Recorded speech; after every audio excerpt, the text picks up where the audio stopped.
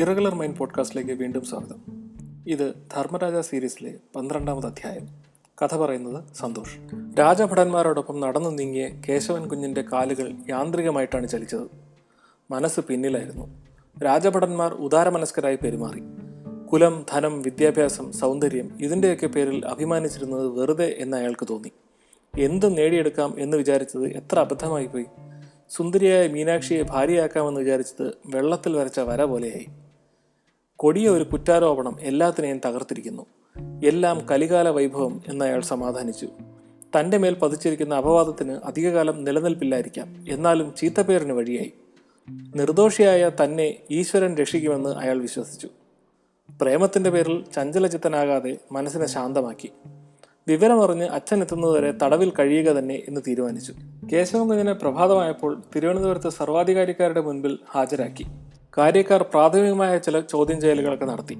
എന്നാൽ മഹാരാജാവിൻ്റെ മുന്നിൽ ഹാജരാക്കണമെന്ന ആജ്ഞയെപ്പറ്റി അറിയാമായിരുന്നതുകൊണ്ട് കേശവൻ കുഞ്ഞ് കാര്യക്കാരുടെ ചോദ്യം ചെയ്യലിന് മറുപടിയൊന്നും കൊടുത്തില്ല. അയാളുടെ കാതിൽ ധരിച്ചിരുന്ന കുണ്ടലങ്ങൾ അവിടെ കൂടിയിരുന്നവരുടെ ശ്രദ്ധയിൽപ്പെടാതിരുന്നില്ല. പരിചാരകരുടെ പിന്നാലെ നടന്ന് മഹാരാജാവിൻ്റെ മുന്നിലെത്തി. കേശവൻ കുഞ്ഞ് തിരുവനന്തപുരത്ത് എന്നറിഞ്ഞ് അനന്തമുദ്രമോതിരത്തെ വരുത്തി മഹാരാജാവ് കൈവശം സൂക്ഷിച്ചിരുന്നു. സാമ്പദീക്ഷിതരെയും വരുത്തുന്നതിന് നിർദ്ദേശം കൊടുത്തു. കേശവൻ കുഞ്ഞ് ഒരു ശൃംഗാര കുഴമ്പനായിരിക്കുമെന്ന് മഹാരാജാവ് വിചാരിച്ചിരുന്നു. സത്യസന്ധനായ അയാളെ കണ്ടപ്പോൾ രാജാവിൻ്റെ സംശയം മാറി. രാജസന്നിധിയിലെത്തിയ കേശവൻ കുഞ്ഞ് എങ്ങനെയോ കൈകൂപ്പി നിന്നു. അയാളുടെ കണ്ണുകൾ രാജപാദങ്ങളിൽ മാത്രം തങ്ങി നിന്നു. മഹാരാജാവ് അയാളെ ചോദ്യം ചെയ്തു. നിനക്ക് കാര്യമെല്ലാം മനസ്സിലായിരിക്കുമല്ലോ, എന്താണ് സമാധാനം പറയുവാനുള്ളത്? ധർമ്മരാജാവ് എന്ന് പുകഴ്പെറ്റ മഹാരാജാവിൽ നിന്ന് തനിക്ക് നീതി ലഭിക്കുമെന്ന് ഉറച്ചു വിശ്വസിച്ച കേശവൻ കുഞ്ഞ് സത്യമെല്ലാം തുറന്നു പറയാമെന്ന് വെച്ചു. എന്നാൽ നിരപരാധികളായ വൃദ്ധയ്ക്കും മീനാക്ഷിക്കും ദോഷം വരാതിരിക്കണമല്ലോ എന്ന് കരുതി ചില സംഗതികൾ പറയേണ്ടെന്നും വെച്ചു. അനന്തമുദ്രമോതിരം വിൽക്കാൻ കേശവൻ കുഞ്ഞിനെ ഏൽപ്പിച്ചത് വൃദ്ധയാണല്ലോ. അണ്ണാവയ്യൻ അച്ഛൻ നന്ദിയത്തുണ്ണിത്താൻ്റെ സഹായത്തോടെ നാണയവാണിഭം തുടങ്ങിയ ആളാണ്. തിരുവനന്തപുരത്ത് താമസിച്ച് പഠിക്കാനുള്ള സൗകര്യം ഒരുക്കിയത് അയാളാണ്. അയാൾ വഴിക്കാണ് അച്ഛൻ ഉണ്ണിത്താൻ ആവശ്യത്തിനുള്ള പണം എത്തിച്ചിരുന്നത്. അയാളുമായി വേറെ ബാധ്യതയൊന്നുമില്ല. നിരപരാധിയായ തൻ്റെ മേൽ ഇതുപോലൊരു ആരോപണം ഉണ്ടായതറിഞ്ഞാൽ അമ്മയും അച്ഛനും വളരെയധികം വിഷമിക്കും. തിരുവുള്ളമുണ്ടായി രക്ഷിക്കണം, വിനീതനായ അയാൾ ബോധിപ്പിച്ചു. മഹാരാജാവ് എല്ലാം ശ്രദ്ധാപൂർവം കേൾക്കുകയും കാണുകയും ചെയ്തു. അമ്മയോടും അച്ഛനോടുമുള്ള കേശവൻ കുഞ്ഞിൻ്റെ സ്നേഹം അദ്ദേഹം പ്രത്യേകം ശ്രദ്ധിച്ചു. അയാൾ കുറ്റക്കാരനല്ല എന്നും തീരുമാനിച്ചു. അനന്തമുദ്രമോതിരം കാണിച്ചുകൊണ്ട് ഇത് കണ്ടിട്ടുണ്ടോ എന്ന് ചോദിച്ചു. ഇല്ല എന്ന് കേശവൻ കുഞ്ഞ് പറഞ്ഞു. എന്നാൽ അത് കള്ളമായിരുന്നു. കഴക്കൂട്ടത്തെ മുതലാണ് മോതിരം. കഴക്കൂട്ടത്തെ സ്വത്ത് കൈവശം വെച്ചിരിക്കുന്നവരായിരിക്കണം മോതിരത്തിന്റെ വിൽപ്പനയ്ക്ക് പിന്നിൽ എന്ന് വിചാരിച്ചു. വീണ്ടും ചോദിച്ചു. ധനവാനായ ചന്ദ്രക്കാരൻ എന്തിനാണത് വിറ്റത്? ചന്ദ്രക്കാരന് ഇതിൽ യാതൊരു പങ്കുമില്ലെന്ന് കേശവൻ കുഞ്ഞ് പറഞ്ഞു. മഹാരാജാവിന് കേശവൻ കുഞ്ഞിന്റെ മറുപടിയിൽ വിശ്വാസം വന്നില്ല. രാജാവ്, ഈ മോതിരം ഇതിനു മുൻപ് നീ കണ്ടിട്ടില്ലേ? കേശവൻ കുഞ്ഞ് പറഞ്ഞു, ഇല്ല. രാജാവ്, അണ്ണാവയ്യന്റെ ഉത്തരീയത്തിൽ കെട്ടപ്പെട്ടിരുന്നതാണിത്. അതെങ്ങനെ അവിടെ വന്നു? അടിയൻ അറിയുവാൻ പാടില്ല. കൊല നടന്ന രാത്രി നീ അയാളെ കണ്ടില്ലേ? കേശവപിള്ള, ഇല്ല. എന്ത്? അയാളെ നീ അന്വേഷിച്ചുമില്ലേ? കേശവപിള്ള പറഞ്ഞു, കാണാനായി നടന്നു.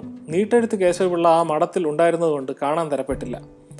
രാജാവ്, അവൻ അവിടെ ഇരുന്നാൽ നിനക്ക് കണ്ടുകൂടായിരുന്നോ? കേശവൻ കുഞ്ഞ്, കേശവപിള്ള തൃപ്പാദ കാര്യസ്ഥനാണ്. രാജകാര്യങ്ങൾ വല്ലതും കൽപ്പനപ്രകാരം സംസാരിച്ചിരിക്കുകയാണെന്ന് വിചാരിച്ചും ചിലമ്പിനകത്ത് വിടകൊള്ളാൻ ധൃതിയായിരുന്നതുകൊണ്ടും അവിടെ അധികം താമസിക്കാതെ അടിയൻ പൊക്കളഞ്ഞു. രാജാവ്, ആരാ പിന്നെ അണ്ണാവയ്യനെ കൊന്നത്? നീട്ടെഴുത്ത് കേശവനാണെന്ന് നീ സൂചിപ്പിക്കുന്നു. അടിയൻ അടിസ്ഥാനമില്ലാതെ ഒന്നും തിരുമുമ്പിൽ വിടകൊണ്ടു പോകയില്ല. ഒരു സംശയമുള്ളതിനെ അറിയിക്കാം. അന്ന് ആ തെരുവിൽ ചിലർ പതുങ്ങി സഞ്ചരിച്ചിരുന്നു. അവരെ തിരക്കി പിടികൂടിയാൽ ഒരുപക്ഷെ പരമാർത്ഥം വെളിപ്പെട്ടേക്കാം. തെരുവിൽ കേശവൻ കുഞ്ഞ് കണ്ടത് മഹാരാജാവിനെ ആയിരുന്നു. അതിനുമേൽ ചോദ്യം ചെയ്യൽ കൊണ്ട് പ്രയോജനമില്ല എന്ന് കണ്ട അദ്ദേഹം നിശബ്ദനായി നിന്നു. മഹാരാജാവിൻ്റെ ഉദ്യോഗസ്ഥർ എല്ലാവരും അറിയിക്കുന്ന എല്ലാ വിവരങ്ങളും ശരിയാവണമെന്നില്ല എന്ന് കേശവൻ കുഞ്ഞ് അറിയിച്ചു. അണ്ണാവയ്യനെ വധിച്ചത് മന്ത്രിമാരോ കേശവപിള്ളയോ ആകാനിടയുണ്ടെന്ന സൂചന കേശവൻ കുഞ്ഞിന്റെ സംസാരത്തിലുണ്ടെന്ന് മഹാരാജാവിന് മനസ്സിലായി. സാമ്പദീക്ഷിതർ കേശവൻ കുഞ്ഞിനോട് സത്യമെല്ലാം ബോധിപ്പിച്ചുകൊള്ളാൻ പ്രോത്സാഹിപ്പിച്ചു. നാരായൺ നന്ദിയത്തെ വകയാണെന്നും കേളർ ഉണ്ണിത്താൻ എന്നൊരു കാരണവരുടെ നാമാക്ഷരമാണ് അതിൽ കൊത്തിയിരിക്കുന്നതെന്നും കേശവൻ കുഞ്ഞ് അറിയിച്ചു. അതിന് മുനവയിപ്പിക്കുന്നതിനായി അണ്ണാവയ്യനെ ഏൽപ്പിച്ചിരുന്നതാണ്. അതിനിടെ കേശവൻ കുഞ്ഞിന്റെ കാതിൽ കിടന്ന കുണ്ടലം ദീക്ഷിതർ കണ്ടു. അയാൾ സ്വന്തം തലയിൽ തല്ലിക്കൊണ്ട് നാമം ജപിച്ചു. അണ്ണാവയ്യന്റെ വകയായിരുന്നു അത്. രാജാവും അത് ശ്രദ്ധിച്ചു. ബാക്കിയൊന്നും കാണാനോ കേൾക്കാനോ ശക്തിയില്ലാതെ ദീക്ഷിതർ മഹാരാജാവിന്റെ അനുവാദം വാങ്ങി അവിടെ നിന്ന് പോയി. കുണ്ടലങ്ങൾ കണ്ടതുകൊണ്ട് കേശവൻ കുഞ്ഞ് നിർദോഷിയാണെന്നുള്ള മഹാരാജാവിന്റെ അനുമാനം മാറ്റിയില്ല. പക്ഷേ കൊലപാതകത്തിന്റെ ലക്ഷ്യം എന്തായിരുന്നു എന്ന് മനസ്സിലാക്കാൻ ബുദ്ധിമുട്ടുണ്ടാക്കി. കേശവൻകുഞ്ഞിന് ബുദ്ധിയുണ്ട്. അയാൾ അണ്ണാവയ്യന്റെ കുണ്ടലം അണിഞ്ഞുകൊണ്ട് പരസ്യമായി നടക്കാൻ മുതിരുകയില്ല. ദീക്ഷിതർ പെട്ടെന്നിറങ്ങിപ്പോയതുകൊണ്ട് ദുഃഖിതനായി നിന്ന കേശവൻകുഞ്ഞിനെ സമീപിച്ച് രാജാവ് മൃദുവായി ചോദിച്ചു, കുണ്ടലങ്ങൾ എവിടെ നിന്ന് കിട്ടി? കേശവൻകുഞ്ഞ് ശരിക്കും കുഴങ്ങി. ചന്ദ്രക്കാറമ്മാവൻ നൽകിയെന്ന് പറയാനാവില്ല, ശിക്ഷ അയാൾക്കും കിട്ടും. എന്തു പറയേണ്ടു എന്നറിയാതെ കേശവൻകുഞ്ഞ് മൗനമായി നിന്നു. മഹാരാജാവിന് പലതും ചോദിക്കാനുണ്ടായിരുന്നെങ്കിലും വേണ്ടെന്ന് വെച്ചു. കേശവൻകുഞ്ഞ് ഇപ്പോൾ താമസിക്കുന്നിടത്ത് തന്നെ വീട്ടുതടവിൽ കഴിയട്ടെ എന്ന് രാജകൽപ്പനയുണ്ടായി. ചന്ദ്രക്കാരനും അദ്ദേഹത്തിന്റെ അനുയായികളും ഇളകി വശായി. കേശവൻകുഞ്ഞ് ശിക്ഷിക്കപ്പെട്ടിരിക്കുന്നു എന്ന യാഥാർത്ഥ്യം അവർക്ക് ഉൾക്കൊള്ളാനായില്ല. ഹരിപഞ്ചാനന യോഗീശ്വരനെ ശരണം പ്രാപിച്ചു. താൻ ചന്ദ്രക്കാരന് ദാനം നൽകിയ കുണ്ടലങ്ങൾ അയാൾ സൂക്ഷിച്ചു വെക്കുമെന്നും അങ്ങനെ ചന്ദ്രക്കാരനെ എന്നേക്കും വരുതിക്ക് നിർത്താമെന്നുമാണ് സ്വാമി വിചാരിച്ചത്. ഒടുവിൽ വന്നുകൂടിയതോ സ്വാമികൾ തന്നെ കുടുങ്ങുന്ന അവസ്ഥ. ചന്ദ്രക്കാരനെ സാരോപദേശത്തിലൂടെ സമാധാനിപ്പിച്ചു. അണ്ണാവയ്യനെ വധിച്ചത് നീട്ടെഴുത്ത് കേശവപിള്ളയാണെന്നും നാടെങ്ങും പ്രചരിപ്പിച്ചു. കുറ്റം കേശവപിള്ളയിൽ ചുമത്തി കേശവൻകുഞ്ഞിനെ രക്ഷിക്കാനുള്ള സ്വാമിയുടെ തന്ത്രമായിരുന്നു അത്. ഈ ദുഷ്കീർത്തി കേശവപിള്ളയ്ക്ക് മറ്റൊരു മിത്രത്തെ നേടിക്കൊടുത്തു. ആരാണ് ആ മിത്രമെന്നല്ലേ അടുത്ത എപ്പിസോഡിൽ കേൾക്കാം. അതുവരെ ബൈ.